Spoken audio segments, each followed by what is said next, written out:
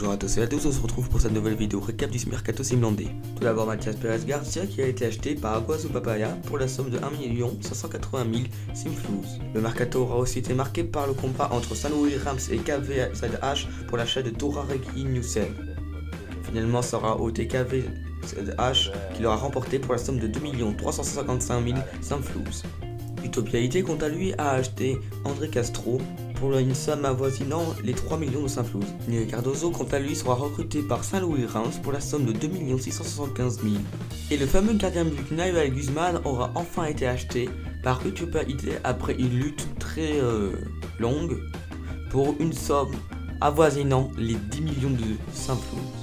C'est vraiment une des sommes les plus élevées du mercato, si ce n'est la plus élevée pour l'instant. Et Luka Zahovic aura fait parler de lui par plusieurs grands clubs qui se seraient intéressés par lui, comme Utopia IT ou Iwashima United FC, mais finalement il aura été acheté par St. Louis Rams pour la somme de 2 190 000 simflouz. Quant au club Shamankraft, il aura créé la surprise en achetant Incognito Makiar Ramali pour une somme de 815 000 simflouz. Ce joueur a un grand potentiel.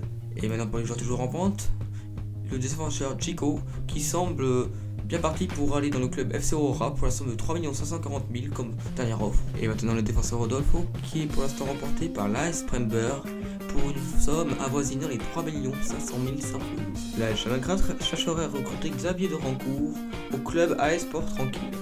Et maintenant pour les informations non officielles, Jocelyne Laforêt chercherait à rejoindre un autre club, d'après ses proches. Il sentirait un malaise envers son entraîneur. Et le propriétaire du club, Tora Itoshipu, aussi nommé Sébastien, aurait effectué, selon nos sources, des accords avec d'autres clubs des plus douteux.